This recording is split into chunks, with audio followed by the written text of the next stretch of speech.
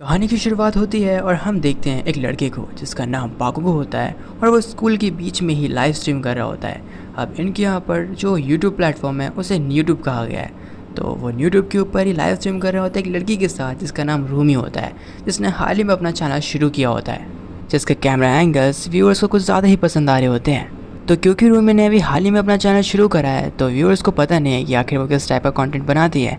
तो वो कहती है कि वो मेकअप रिलेटेड वीडियोस बनाती है और आज उसके साथ एक मॉडल भी है जिसके ऊपर उसने काफ़ी मेहनत से मेकअप किया है। और ये मॉडल उन्हीं का एक क्लासमेट होता है जिसका नाम हॉबिन होता है। और ये जो सारा तमाशा है वो पूरी क्लास देख रही होती है। इवन दूसरी क्लास के बच्चे भी आकर इस चीज़ के मज़े ले रहे होते हैं। और यहाँ हमें साफ पता चल रहा होता है कि हॉबिन ये करना नहीं चाहता था, लेकिन पाकुगो के डर की वजह से उसे ये सब करना पड़ता है। जहाँ फिर पाकुगो अपने व्यूअर्स से कहता है कि अगर वो वीडियो को लाइक करेंगे और उसके चैनल को सब्सक्राइब करेंगे तो उनमें से एक लकी विनर को मिलेगा अभी लेटेस्ट मॉडल का एक पीसी, जो कि एक झूठ होता है और उससे बढ़कर एक स्कैम होता है जिसके बारे में हॉबिन को पता होता है, पर वो कुछ कर भी नहीं सकता था। जिसके बाद वो अपना मेकअप धोने के लिए जाता है वॉशरूम में, लेकिन वो मेकअप उधर ही नहीं रहा होता।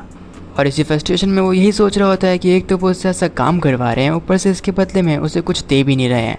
पाकुगो जिसके 7 लाख सब्सक्राइबर्स हैं और वहीं रूमी जो कि पाकुगो की हेल्प से अपने नए चैनल को बहुत तेज़ी से ग्रो कर रही है। हॉबिन को खुद के ऊपर रोना आ रहा होता है क्योंकि उसे ऐसा लगता है कि सबके पास कुछ ना कुछ ऐसा होता है जो कि उन्हें औरों से अलग बनाता है, लेकिन उसके पास कुछ भी नहीं है। और इस निराशा में जब वो वापस क्लासरूम में आता है तभी एक जोरदार किक उसे पाकुगो का कैमरामैन मारता है, जिसे स्नैपर कहते हैं। और वो हॉबिन को इसलिए मारा होता है क्योंकि लाइव स्ट्रीम करते वक्त वो उसे अच्छे एंगल्स नहीं दे रहा था। लेकिन फिर हॉबिन को अचानक से गुस्सा आ जाता है जिसकी आंखें देखकर ही स्नैपर की फटके 4 हो जाती है। इसलिए फिर स्नैपर पाकुगो को इस चीज़ में घसीटने की कोशिश करता है, लेकिन पाकुगो उसकी उतनी ही इज्जत करता है जितनी हॉबिन की। बस फ़र्क इतना है कि वो उसका कैमरामैन है, इसलिए वो बुली नहीं होता। लेकिन तभी हॉबिन को सुनाई देता है कि रूमी ने बस इतनी देर की लाइव स्ट्रीम से ही 30,000 येन कमा लिए हैं, यानी कि लगभग 15 से 18,000 रुपये। और ये सुनकर हॉबिन को अपने कानों पर यकीन नहीं होता कि बस इतना थोड़ा सा कुछ करने से उन्हें इतने ज़्यादा पैसे मिल रहे हैं। और मैं तुम्हें अभी बता दूं कि हॉबिन पैसों को लेकर बहुत ज़्यादा सीरियस है, और ऐसा क्यों है वो तुम्हें आगे पता चल जाएगा। अब रूमी की बात स्नैपर ने भी सुनी थी तो वो सोचता है कि क्यों ना वो भी एक चैनल स्टार्ट करे, क्योंकि भाई पाकुगो उससे रिकॉर्ड भी करवाता है लेकिन उसे फूटी कौड़ी नहीं देता। तो वो उस बारे में पूछने के लिए उसके पास जाता है कि आखिर एक यूट्यूब चैनल से पेमेंट कैसे मिलती है। तो बताता है कि तुम क्योंकि एक माइनर हो तो तुम्हें पेमेंट लेने के लिए एक बैंक अकाउंट चाहिए होगा जो कि तुम्हारे पेरेंट्स का हो सकता है। लेकिन स्नैपर उससे कहता है कि वो अपने माँ बाप का अकाउंट तो यूज़ कर ही नहीं सकता क्योंकि उसने ऑलरेडी कुछ कांड कर रखे हैं। पर तभी उसकी नज़र जाती है हॉबिन पर और वो उससे पूछता है कि क्या तुम्हारी माँ अभी भी जिंदा है, मतलब वो बीमार थी ना, तो उनका अकाउंट तो मैं यूज़ कर सकता हूँ। और ये सुनने के बाद हॉबिन एक पल को थम सा जाता है, जहाँ फिर पाकुगो इस चीज़ का और भी ज़्यादा मजाक उड़ाता है।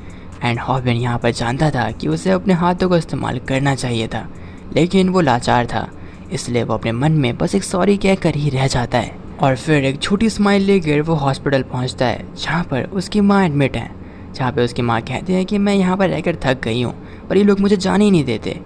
लेकिन मन ही मन हॉबिन जानता था कि उसकी माँ की कंडीशन कितनी ज़्यादा ख़राब है, तो वो हॉस्पिटल तो बिल्कुल भी छोड़ नहीं सकती। लेकिन फिर हॉबिन की मम नोटिस करती हैं कि उसके चेहरे पे काफ़ी चोट के निशान है, तो वो उससे पूछती हैं कि क्या तुमने कोई लड़ाई वगैरह करी, तो वो इस चीज़ से साफ इनकार कर देता है। जिसके बाद वो हॉस्पिटल का बिल पे करता है जो कि 30,000 येन का था।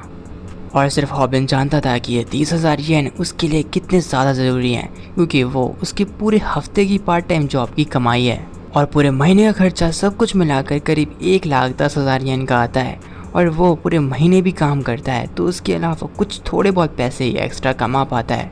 लेकिन जहाँ वो काम करता है यानी कि मैकडी, वहाँ पर बस एक ही ऐसी चीज़ है जो कि उसे थोड़ी खुशी देती है, और वो है बोमी, जो कि ऑफ कोर्स उसका क्रश है। इनफैक्ट बोमी हर किसी का क्रश है, और यहाँ हॉबिन बस उसे देख कर ही खुश हो जाता है। पर तभी उसकी खुशी मिट्टी में आ जाती है क्योंकि वहाँ पर भी पाकुगो आ जाता है, और वो भी लाइव स्ट्रीम करते हुए, जहाँ पर वो बोमी को ये चैलेंज देता है कि अगर तुमने 30 सेकंड में ये बर्गर बना दिया तो ठीक, वरना तुम्हें मुझे अपना फ़ोन नंबर देना पड़ेगा।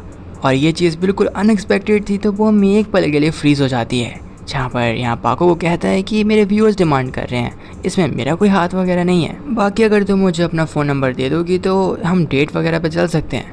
लेकिन तभी हॉबिन उसके मुंह के सामने वो बर्गर लाके पटक देता है, वो भी एग्जैक्ट सेम बर्गर जो कि उस पैम्पलेट में था, क्योंकि हॉबिन की भी एक स्किल है कि वो बर्गर बहुत जल्दी बना लेता है। जहाँ बाकी स्टाफ उसकी काफ़ी तारीफ करता है, पर हॉबिन ही जानता था कि कल उसकी कितनी तोड़ाई होने वाली है और बोमी केवल उसे देखती रह जाती है।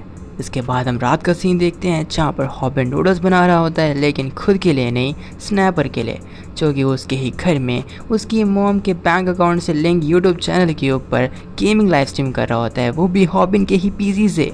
लेकिन तभी हॉबिन का पैर पीसी के केबल में फंस जाता है और पीसी बंद हो जाता है और वो नूडल्स लेकर सीधा उसके मुंह पे लाके गिरा देता है, जिसके बाद स्नैपर हॉबिन को पीटना शुरू कर देता है और पीटते पीटते वो उसे कहता है कि तुम्हारी वजह से तुम्हारी मॉम को कैंसर है, और ये हॉबिन सुन नहीं पाता।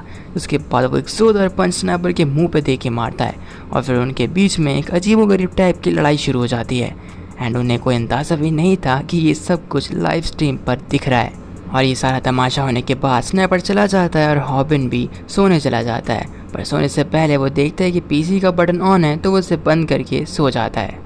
और अगले दिन सुबह सुबह ही उसके फ़ोन पे धड़ाधड़ कॉल आना शुरू हो जाता है, जो कि इस स्नैपर का था, जो भागते भागते उसके घर आ रहा होता है, पर उसे समझ नहीं आ रहा था कि घर कौन सा है। और हॉबिन को रियलाइज़ होता है कि जो तार निकली थी कल वो केवल मॉनिटर की थी, मेन पीसी की नहीं, जिसकी वजह से उनका सारा वो जो तमाशा था वो रिकॉर्ड हुआ है। इनफैक्ट सब लोगों ने देखा भी है। हॉबिन गुस्से में कहता है कि मैंने तो अपलोड किया ही नहीं, तो स्नैपर बताता है कि जब लाइव स्ट्रीम बीच में ही कट हो जाती है तो वो ऑटोमेटिकली ही अपलोड हो जाती है। और जब हॉबिन चेक करता है तो उस लाइव स्ट्रीम पे लगभग 10 मिलियन से भी ज़्यादा व्यूज़ थे, और 0.1 येन अगर हर व्यू पे मिलते हैं तो 10 मिलियन व्यूज़ के हिसाब से जब वो पैसे कैलकुलेट करता है तब उसकी खुशी का ठिकाना नहीं रहता। इसके बाद हम क्लासरूम का सीन देखते हैं जहाँ पर सभी बच्चे वही लाइव स्ट्रीम देख रहे होते हैं, और जब स्नैपर क्लासरूम में आता है तो सब उसे काफ़ी अजीब निगाहों से देखते हैं। तो वो सोचता है कि अगर वो किसी कमज़ोर इंसान को मारेगा तो शायद उस पर सारा सबका जो ध्यान है वो बढ़ जाएगा, लेकिन ऐसा होता नहीं है, क्योंकि वो जैसे ही उसे हाथ लगाता है वो पकड़ के उसे कूट देता है, और वो भी बड़ी बुरी तरह, क्योंकि अब सबको पता चल चुका था कि स्नैपर कितने पानी में है। और बाकुगो इस चीज़ को बहुत इंजॉय करता है और उसे बचाने की तो वो एक घंटा नहीं सोचता। जिसके बाद हम हॉस्पिटल का सीन देखते हैं जहाँ पर बिल बढ़कर 1,20,000 येन का हो चुका होता है, और हॉबिन काफ़ी खुश होता है क्योंकि ऑलरेडी उसके काफ़ी सारे पैसे यूट्यूब से आने वाले होते हैं। पर तभी वहाँ पर स्नैपर आकर उसे एक जोरदार पंच मारता है और कहता है कि मुझे आधे पैसे चाहिए क्योंकि इसमें मेरा भी हक है। लेकिन फिर हॉबिन भी उसे एक जोरदार लात मारता है और फिर उनके बीच में बीच रोड पर लड़ाई शुरू हो जाती है। लेकिन क्योंकि हॉबिन उससे पहले लड़ चुका था तब उसमें रत्ती भर भी डर नहीं बचा था स्नैपर को लेकर। और फिर इन्हीं सब में शाम हो जाती है जहाँ पर स्नैपर रो रहा होता है, लेकिन उससे यहाँ पर हॉबिन कहता है कि रो मत, मैं तुम्हें पैसे वैसे भी नहीं देने वाला। लेकिन फिर स्नैपर उसे अभी की लड़ाई की रिकॉर्डिंग दिखाता है और हॉबिन ये देखकर उसका कॉलर पकड़ लेता है और कहता है कि क्या तुम इसे भी अपलोड करोगे। तो वो कहता है नहीं, मैं बस तुम्हें ये दिखाना चाहता हूँ कि मैं किसी भी एंगल से कैसे भी रिकॉर्ड कर सकता हूँ, इसलिए मैं चाहता हूँ कि तुम मुझे अपनी टीम में शामिल करो। तुम्हें पैसे पसंद है ना, हम साथ में मिलकर बहुत पैसा कमा सकते हैं। मैं बाकुगो का प्रोड्यूसर रह चुका हूँ तो मुझे इसके बारे में बहुत ज़्यादा नॉलेज है। क्या तुम्हें थोड़ी सी भी नॉलेज है वीडियो एडिटिंग के बारे में, प्लानिंग के बारे में, कैमरा रिकॉर्डिंग एंगल वगैरह वगैरह चीज़ों के बारे में? क्या तुम्हें थोड़ा सा भी पता है? नहीं ना, लेकिन मुझे पता है। और ये स्नैपर की एक चाल होती है, उसे बस हॉबिन के अकाउंट का एक्सेस चाहिए था। एंड यहाँ फिर हॉबिन उससे पूछता है कि हम प्रॉफिट कैसे बांटेंगे आपस में। तो कहता है देखो मोटा मोटा काम तो मैं ही करूँगा ना, तो 90% मैं रख लूँगा, 10% तुम रख लेना। लेकिन हॉबिन कहता है जी मेरा। हॉबिन कहता है कि अगर कैमरे पे मैं रहूँगा तो तुम्हें किस खुशी में 90% मिलेगा, इससे अच्छा मैं बर्गर ही बना लूँगा। और यहाँ स्नैपर फिर कहता है अच्छा ठीक है 60% तुम, 40% मैं। और ऐसे करते करते हॉबिन उसे 90% खुद पर और 10% स्नैपर पे ला के रख देता है। और स्नैपर सोचता है कि मैं तो इसे बेवकूफ़ समझ रहा था, ये तो बहुत स्मार्ट निकला। जैसा कि मैंने तुमसे कहा था कि हॉबिन पैसों को लेके बहुत सीरियस है।